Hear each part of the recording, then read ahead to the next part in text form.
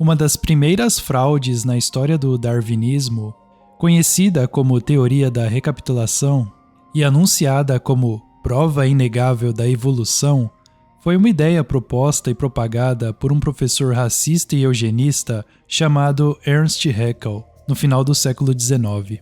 Contemporâneo e amigo de Charles Darwin e Thomas Huxley, Haeckel postulou que os embriões humanos experimentam uma forma em miniatura de todo o impulso evolutivo durante seu desenvolvimento no útero, exibindo primeiro características de peixe, depois de réptil e, por fim, de mamífero ou humano.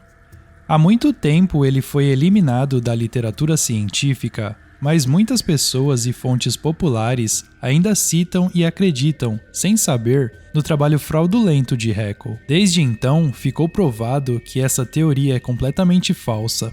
Sabe-se agora que as brânquias que supostamente aparecem nos estágios iniciais do embrião humano são, na verdade, as fases iniciais do canal auditivo médio, da paratireoide e do timo. A parte do embrião que foi comparada à bolsa de gema de ovo é, na verdade, uma bolsa que produz sangue para o bebê. A parte que foi identificada como uma cauda por Haeckel e seus seguidores é, na verdade, a espinha dorsal, que se assemelha a uma cauda apenas porque toma forma antes das pernas. Outro aspecto interessante da recapitulação foi o próprio Ernst Haeckel, um falsificador que falsificava seus desenhos para apoiar a teoria que defendia. As falsificações de Haeckel pretendiam mostrar que os peixes e os embriões humanos se assemelhavam uns aos outros. No final das contas, Haeckel simplesmente copiou e imprimiu as mesmas imagens de embriões humanos várias vezes, alegando que cada uma delas era de vários outros embriões de animais com paralelos exatos, quando, na verdade, os paralelos não existem e as imagens eram cópias que ele, consciente e intencionalmente, fez para se adequar à sua ideia de recapitulação. Para apoiar sua teoria, Haeckel, cujo conhecimento de embriologia era autodidata, falsificou algumas de suas evidências. Ele não apenas alterou suas ilustrações de embriões, mas também imprimiu a mesma placa de um embrião 3 vezes e rotulou uma delas como humana, a segunda como um cachorro e a terceira como um coelho, para mostrar sua semelhança. A total impossibilidade de evoluir habilidades como bipedalidade, coluna vertebral ereta e habilidades linguísticas complexas tem sido debatida desde que a teoria foi apresentada pela primeira vez. Mas esses obstáculos nunca impedirão os evolucionistas obstinados em descobrir uma espécie de transição homem-macaco crível. A primeira dessas convenientes descobertas evolucionárias foi o homem de Neandertal, encontrado no Vale de Neander, na Alemanha, em 1856, bem a tempo do lançamento de A Origem das Espécies, de Darwin. Até hoje, desenhos reconstruídos de homens de Neandertal, semelhantes a macacos peludos, são retratados em revistas acadêmicas e livros escolares e alegam ser um elo evolutivo perdido.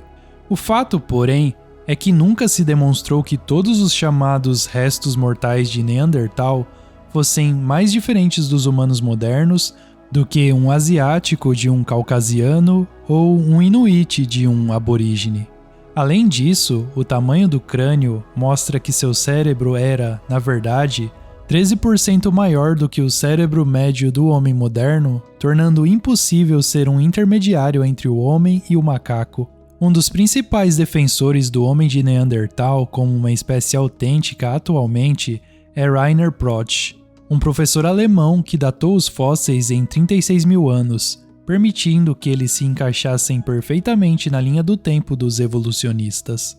Em 2005, no entanto, Protsch foi forçado a se aposentar em desgraça por um painel de diretores da Universidade de Frankfurt, que determinou que ele havia fabricado dados e plagiado o trabalho de seus colegas nos últimos 30 anos. O outrora renomado especialista em datação por carbono foi completamente banido da comunidade científica. O professor Rudolf Virchow, da Universidade de Berlim, ex-professor de Ernst Haeckel e pai da patologia moderna, Em 1872, concluiu que os restos mortais originais do Neandertal eram simplesmente os de um Homo sapiens desafortunado que havia sofrido raquitismo na infância, artrite na idade adulta e foi vítima de vários golpes na cabeça. Eugene Dubois, da Holanda, encontrou uma calota craniana, um osso da perna, um fragmento de mandíbula e 3 dentes, a partir dos quais foi reconstruído o Homem de Java, semelhante a um macaco. 10 anos após sua descoberta, o Homem de Java foi o tema principal de mais de 80 livros e artigos sobre evolução. Ele recebeu o nome científico de Anthropopithecus erectus e mais tarde foi alterado para Pithecanthropus erectus e, finalmente, Homo erectus, sem dúvida por razões pseudocientíficas superoficiais. Os ossos foram encontrados em 1891 a 92 na ilha indonésia de Java, no sudeste da Ásia, ao longo das margens do rio Solo. É interessante notar que alguns dos dentes eram antigos e outros jovens. Foi um conglomerado interessante e o motivo pelo qual as pessoas não perceberam isso foi o fato de a descoberta de Dubois ter sido ocultada dos estudiosos por cerca de 30 anos. Ele também ocultou a descoberta de restos humanos modernos, que foram encontrados no mesmo estrato do Homem de Java. É claro que isso teria arruinado suas afirmações de que o Homem de Java era o ancestral dos humanos modernos. Rudolf Virchow, professor do próprio Haeckel e o maior especialista em patologia de sua época, declarou: "Na minha opinião, essa criatura era um animal, um gibão gigante de fato. E o osso da coxa não tem a menor conexão com o crânio." Ele e muitos outros concluíram que o osso da coxa é claramente humano, enquanto a calota craniana e os dentes pertenciam a um primata. Em 1912, um médico e paleoantropólogo chamado Charles Dawson alegou ter encontrado uma mandíbula e um fragmento craniano de uma forma de transição homem-macaco em um poço em Piltdown, Inglaterra. Alegou ter 500 mil anos de idade e foi exibido como prova absoluta da evolução humana em museus de todo o mundo. Dawson também preencheu as superfícies molares dos dentes para que parecessem mais com os de homem e tingiu todos os fósseis com dicromato de potássio para dar a eles uma aparência antiga. De fato, eles pareciam tão óbvios que podemos nos perguntar: como foi que eles escaparam de ser notados antes? Em poucos dias, o Homem de Piltdown foi retirado do Museu Britânico, onde ficou exposto por 4 décadas. Desde que foi provado de forma conclusiva que se tratava de uma farsa em 1953, muitos outros achados paleontológicos de Dawson também provaram ser falsos ou plantados. A próxima tentativa fraudulenta de criar e propagar uma suposta forma de transição homem-macaco foi realizada em 1922 por Henry Fairfield Osborn. O Homem de Nebraska também recebeu imediatamente um nome científico, Hesperopithecus haroldcook. Muitas autoridades deram seu apoio a Osborn. Com base nesse único dente, foram feitas reconstruções da cabeça e do corpo do Homem de Nebraska. Depois que o Homem de Nebraska chegou à mídia por meio de publicações populares e o público maleável foi suficientemente propagandeado, a história desapareceu até 1928, quando William Bryan e William Gregory tiveram a oportunidade de examinar o dente de forma independente. Ele nunca admitiu a fraude intencional, mas como evolucionista fervoroso, eugenista e supremacista branco, era provável que houvesse um nível de viés de confirmação. No início do século XX, essas buscas por elos vivos de transição levaram a incidentes infelizes, um dos mais cruéis dos quais é a história de um pigmeu chamado Otabenga. Otabenga foi capturado em 1904 por um pesquisador evolucionista no Congo. 2 anos depois, levaram-no para o zoológico do Bronx, em Nova York, e lá o exibiram sob a denominação de Antigos Ancestrais do Homem, juntamente com alguns chimpanzés, um gorila chamado Dina e um orangotango chamado Dohon. A parte de trás dos crânios estava toda esmagada e, naquela parte do mundo, os cérebros de macacos são uma iguaria, portanto, É provável que o homem de Pequim fosse, na verdade, macacos de Pequim, e que eles fossem a refeição do homem, e não o antigo ancestral do homem. Em 1974, Donald Johanson descobriu Lucy, uma Australopithecine de 1,5 metro de altura, supostamente com 3 milhões de anos, na Etiópia. Amplamente divulgada como nosso mais antigo ancestral humano direto, Lucy fez as habituais rodadas de revistas científicas e livros escolares. Don Johanson afirmou modestamente que Lucy era a descoberta mais importante feita por qualquer pessoa na história de toda a raça humana, e a mídia o considerou um herói. Ele foi promovido de professor assistente para receber seu próprio Instituto de Biologia Humana em Berkeley.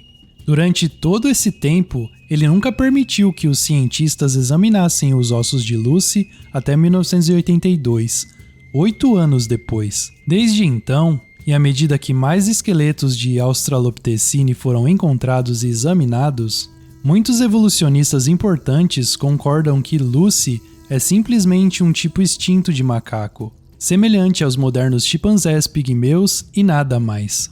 Em 1982, um fragmento de crânio encontrado na cidade espanhola de Orsi foi considerado o mais antigo fóssil humano já encontrado na Eurásia. O Homem de Orsi era supostamente um homem macaco de 17 anos de idade que viveu entre 900 mil e 1.600.000 anos atrás e foi apresentado ao mundo com os desenhos reconstruídos usuais que mostravam um jovem e peludo homem macaco adolescente. O Turkana Boy foi proclamado como um pré-adolescente de 1,5 milhão a 1.600.000 anos atrás, e agora é considerado o esqueleto humano primitivo mais completo já encontrado.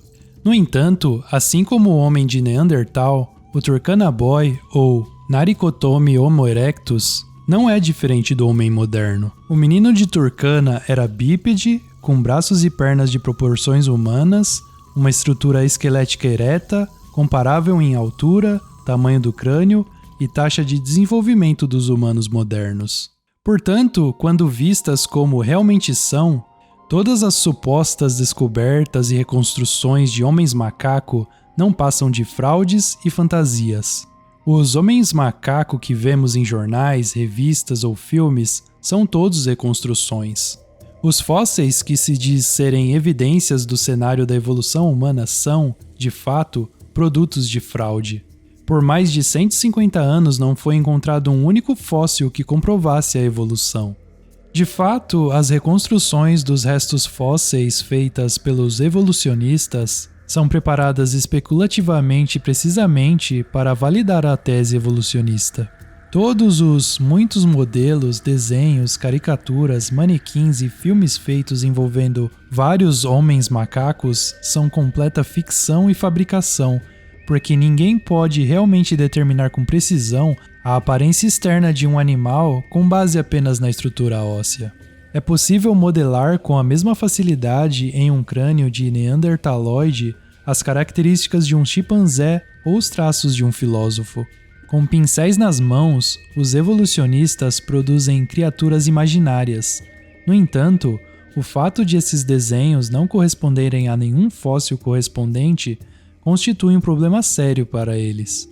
Um dos métodos interessantes que eles empregam para superar esse problema é produzir os fósseis que não conseguem encontrar. A atual teoria evolucionista da transição de macaco para humano é o Australopithecus, Homo habilis, Homo erectus, Homo sapiens. Foi comprovado que o Australopithecus, que significa macaco do sul, não passa de um macaco extinto que se assemelha muito a muitos chimpanzés modernos em termos de altura, comprimento de braços e pernas, formato do crânio, dentes, estrutura mandibular e muitos outros detalhes. O Homo habilis, uma classificação hipotética criada na década de 60 pelo líder da equipe do Turkana Boy, Richard Leakey, era o que os evolucionistas consideravam necessário para existir entre o Australopithecus e o Homo erectus, porque o salto era drástico demais. Em 94, a antropóloga americana Holly Smith concluiu que o Homo habilis não era homo, ou humano, mas simplesmente um macaco como o Australopithecus. Ela afirmou que, Restringindo a análise dos fósseis aos espécimes que satisfazem esses critérios, os padrões de desenvolvimento dentário dos australopitecíneos graciosos e do Homo habilis permanecem classificados como macacos africanos. Portanto, o Australopithecus e o Homo habilis, as duas primeiras classificações, são, na verdade, totalmente símios, enquanto o Homo erectus e o Homo sapiens, as duas segundas classificações, são de fato totalmente humanos e comparáveis ao homem moderno, com variações não maiores do que as variações naturais de raça e genética. Portanto, mesmo depois de 150 anos de descobertas, os evolucionistas não estão mais perto de encontrar uma verdadeira espécie de transição existente entre o macaco e o homem, e não estão mais perto de provar sua teoria. Os evolucionistas escreveram o cenário da evolução humana organizando alguns dos crânios de macacos que serviam a seus propósitos em uma ordem do menor para o maior, espalhando entre eles os crânios de algumas raças humanas extintas. É dito que essas criaturas evoluíram com o tempo e algumas delas se tornaram os macacos de hoje, enquanto outro grupo que seguiu outro ramo da evolução se tornou o homem de hoje. Entretanto, todas as descobertas paleontológicas, anatômicas e biológicas demonstraram que essa alegação de evolução é tão fictícia e inválida quanto todas as outras. Nenhuma evidência sólida ou real foi apresentada para provar que existe uma relação entre o homem e o macaco, exceto falsificações, distorções e desenhos e comentários enganosos. O registro fóssil nos indica que, ao longo da história, os homens têm sido homens e os macacos têm sido macacos. Mas e você? Já cogitou acreditar nessa teoria maluca de Darwin? Qual sua opinião a respeito dessa teoria da evolução? Como sempre, deixe seu comentário que ele é muito importante. Se gostou do vídeo, deixe o like e se inscreva no canal se não for inscrito ainda. Não se esqueça de conferir nossa área de membros, o Relógio do Criador Premium, uma parceria com o canal Yeshua, onde eu trago a série Mestres e Controladores, que aborda como o mundo em que vivemos é uma farsa e te ensina a enxergar tudo de outra maneira e ler nas entrelinhas as ideias que a mídia e os controladores do mundo propagam. O link está na descrição e comentário fixado. Se chegou recentemente no canal, vou deixar 2 vídeos aqui na sequência para você assistir e aprender mais. Muito obrigado e te vejo no próximo vídeo.